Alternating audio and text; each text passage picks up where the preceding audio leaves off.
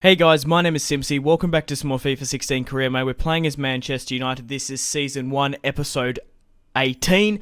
And in today's episode, we have two matches in the Premier League. First of which is against West Brom, who've been doing pretty well in the table. They've been dipping out of the top 5 throughout the season, and they're currently sitting in 4th place. Obviously, Liverpool doing horrifically in the league. They're currently 14th. They were going 17th.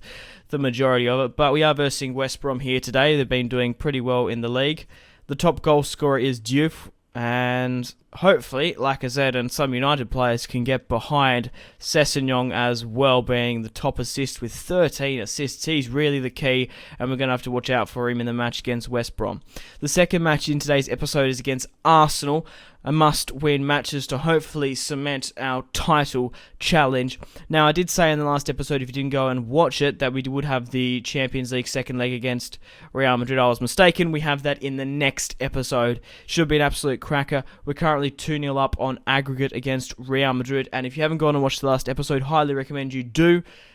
I will spoil it regardless. We managed to scrape a 1-0 victory at Wembley Stadium. Yes, at Wembley against Manchester City in the derby. God knows who they were fielding. They were fielding Ambrose, and it was a pretty poor lineup. I don't know why they didn't put their first team. Maybe because of the lack of players due to injuries and whatnot. But our first piece of silverware, winning the Capital One Cup, or the Carling Cup, whatever you want to call it. Unfortunately, we got knocked out of the FA, so there's no more domestic cup runs. But versing West Brom today, I found it very difficult to break it down. I find in FIFA in general, over just my years of playing career mode, I think this is sort of a general consensus, it's pretty hard to break down poorer teams and lower star rated teams and teams with lower budgets, simply because they don't attack overly that much, and once they get a goal, or they're happy for the draw. That's the thing. But the thing is, if you're playing teams with higher ratings and better quality players, they want to attack, they want to keep on pushing you. West Brom did have a couple of chances on the counter-attack here, which they probably should have scored, but apart from that, in the second half, they really did lock down a couple of counter-attacks, and we managed to draw away at West Brom. I only had 2 shots to no on target, they only had 2 shots to 1 on target. David De Gea picked up the man of the match with 4 saves, but yeah, let me know in the comments. Who do you think is going to be player of the season? Will it be David De Gea picking up so many man of the matches and saves? He saved me in a lot of matches. I'm quite happy to share. You might, like at the start of the season, if I said I'll be drawing with West Brom, you'd be wanting to pick up the 3 points, but they're doing pretty well. They're sitting in 4th place. They could quite possibly have Champions League football this season, which I think is outstanding. If you told me if you told me at the start of the season that Liverpool would be 17th and would go 0 wins, 10 draws, and 3 losses or whatever, and West Brom will be 4th in February, I would honestly think you'd be lying. It's good to see Marcus Rojo and Chris Smalling getting some game time at Newcastle. Quite happy that they're over there gaining points for United. Obviously, I don't mind loaning out my players such as Smalling, Rojo, especially in January on short-term loans. We can bring them back if we have an injury crisis. And for example, this is just a theory. If, for example, Chelsea play Newcastle and Marcus Rojo and Smalling are instrumental in pulling off a win or even a draw, they're giving me points, essentially, because they're denying points from Chelsea. Obviously, if Newcastle rise to the top and they are title challenges with me, we can just recall the players. Simple as that.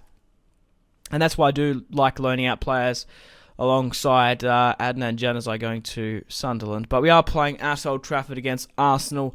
The Gunners are coming up north from London, and hopefully we can claim the 3 points against them here today. So Lacazette on the ball, trying to create something for Memphis Depay, who's been instrumental in the last couple of episodes, tearing up down that wing. And especially after that 0-0 draw, we really do want to pick up the 3 points. And once again, very much the same, but I don't mind drawing against Arsenal. As long as I can get some sort of points, I don't want to lose. That's the thing. But let me know in the comment section down below, where do you think I'm going to finish in the league, the Champions League? Obviously won the Capital One Cup. But guys, if you are enjoying this FIFA 16 Manchester United career mode, please leave a like to show your appreciation for the series, and it lets me know if you guys are enjoying it or not. And subscribe if you haven't already, if you are enjoying it, to stay tuned for more content on my channel and never miss a video. Yeah. Also follow me on Facebook, Twitter and Instagram. Not really too much in this match, to be quite honest. Chances, it was basically ping-pong. Chances straight back and forth. David De Gea with a superb save. Gets it clear with the throw-in. Puts it in a very dangerous position to Theo Walcott. And was quite lucky to be denied there the goal, Theo. But yeah, follow me on Facebook, Twitter and Instagram. All the links in the description below if you haven't already. And unfortunately, it's a goalless episode. We managed to draw both matches 0-0 and claim some sort of points. But yeah, stay tuned for more content on my channel. Hope you've enjoyed the video.